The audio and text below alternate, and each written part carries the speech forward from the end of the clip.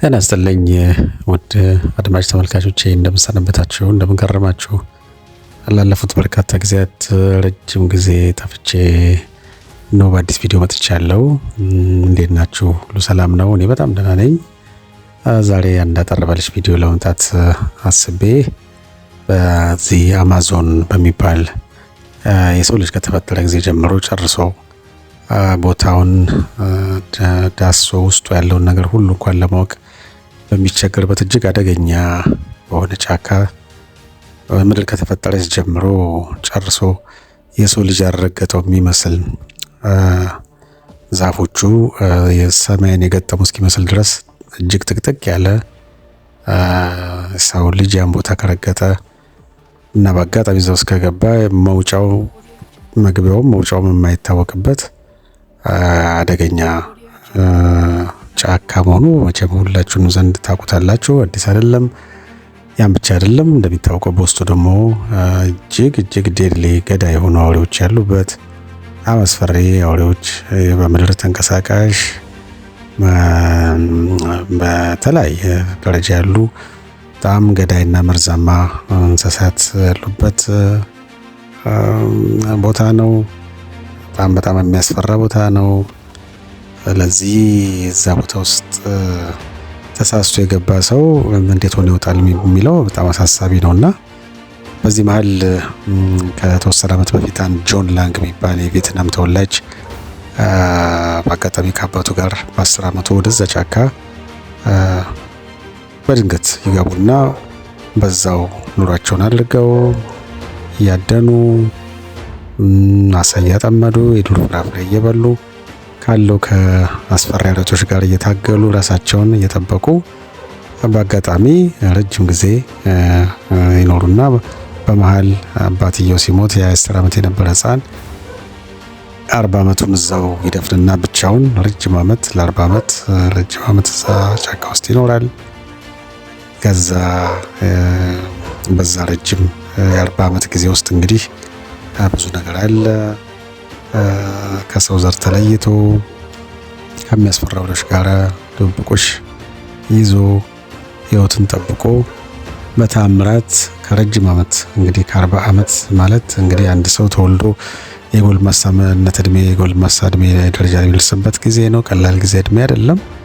በዛ ጊዜ ውስጥ ያን ሁሉ ፈተና አልፎ በድንገት ከ40 ዓመት ቆይታ በኋላ ከአዲሱ ዓለም ከሰለጠነው ዓለም የመጡ ድንገተኛ እንግዶች በአጋጣሚ በሌላ ጉዳይ ለጥናት ቢሆን በሌላ ጉዳይ ከመጡ ሰዎች ጋር ፊት ለፊት ይገናኛል።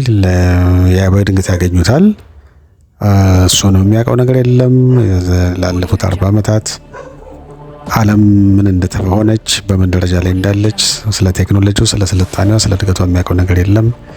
ለምን ከዓለም ተገድሎ ነው የኖረው። በዛ ድቅድቅ ጨለማ ማነው ድቅድቅ ጫካ ውስጥ የሚሰማው ነገር የለም፣ ያዳምጠው ነገር የለም። ዜና የለም፣ ጤና ጣቢያ የለም፣ ቀበሌ የለም፣ መንግስት የለም፣ የቤት ኪራይ የለም፣ የሚያውቀው ነገር የለም። እና አሁን ዓለም በቴክኖሎጂው ሞባይሉ ምኑ ስልጣኔው የለበትን ደረጃ ምንም የሚያውቀው ነገር ባለመኖሩ ከዛ እንግዲህ ወደ ኋላ ወደ ጥንታዊ ጋርዮሽ ህብረተሰብ ወደ ተመለሰበት ዘመን ወደዚህ ወደ አዲሱ ወደ ሰለጠነው ዘመን ለመምጣት እና ያን ለማየት እጅግ በጣም የተደናገጠበት ሁናቴ ነበር። ወደዚህ ወደ አዲሱ ዓለም ሲያመጡት ፈጽሞ አዲስ ነው የሆነበት ሁሉ ነገር።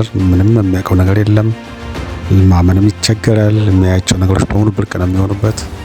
ቴክኖሎጂው ማለት ነው፣ ስልጣኔው እና በዚህ የረጅም ጊዜ ቆይተው ያስደነቀኝ የሰው ልጅ በፈጣሪ ኃይል በዛ በሚያስፈራ አደገኛ እንግዲህ አናኮንዳ የሚባሉ አደገኛ ዘንዶች፣ እጅግ መርዛማ የሆኑ በቅጽበት የሚገሉ የምድር ተሳቢ ተናዳፊ እባቦች፣ ጊንጦች፣ ኢቭን ትንኞች የምንላቸው እኛ ዘንድ ተራ የምናቸው ትንኞች እዛ በጣም ግዙፍ የሆኑና መርዛማ የሆኑ በጣም አደገኛ በሆነ ቦታ ላይ እዛ ቦታ ውሃ ወንዞችም አሉ። እዛ ውስጥ ያሉ ደግሞ ያዘንድ አሊጌተር አይነት አደገኛ አዞዎች ያሉበት እጅግ በቃ በጣም አደገኛ የሚባል ገና አሁንም የሰው ልጅ በምርምር ገና በጥናት ገብቶ እንኳን ለመመርመር የተቸገረበት ገና ያልተደረሰባቸው ብዙ ኢንደሚክ አኒማልስ ማለት በሌላ ቦታ ላይ የማይገኙ የተለያዩ አራዊት ዝርያዎች ከነፍሳት አንስቶ እስከ ከፍተኛ አውሬዎች ገና በምርምር ደረጃ በጥናት ያልተደረሰባቸው ቦታው ገና ተጥንቶ ያላለቀ ምን እንደ ውስጡ እንዳያዘ እንኳን በጥናት ለመድረስ ያስቸገረ ቦታ ነው። እዛ ቦታ ላይ እንግዲህ አንድ ሰው 40 ዓመት ሙሉ በህይወት እና በጤና ቆይቶ መገኘት በጣም አስደናቂ ነገር ነው እና ያ በጣም አስገርሞኝ በቅርብ ጊዜ ውስጥ በሰላም ወደዚህኛው ዓለም ስልጣኔ መጥቶ ካለው ከዚህ ነባር ዓለም ጋር እስኪገናኝና አይምሮ እስኪለምደው ድረስ ጊዜ ወስዷል። ያ ተገቢው ሕክምና የሳይኮቴራፒ የተለያዩ ሕክምና ተደርጎለት ከዚህ አዲሱ ዓለም ጋር በተቻለ መጠን ለማገናኘት ተሞክሯል። ትልቁ ነገር ወደዚህ መመለሱ ብቻ ሳይሆን በሰላም በጤና በታምራት ወደዚህ ዓለም መምጣቱና እዛ አደገኛ ቦታ ላይ የመቆየቱ ሚስጥር ስላስደነቀኝ ነው ይቺን አጠር ያለች ታሪክ ይዤ ለመምጣት የቀረብኩት። ስለ አማዞን አታውቁም ብዬ ሳይሆን ቢያንስ የእግዚአብሔር እጅ ተጨምሮበት ምን ያክል በታምራት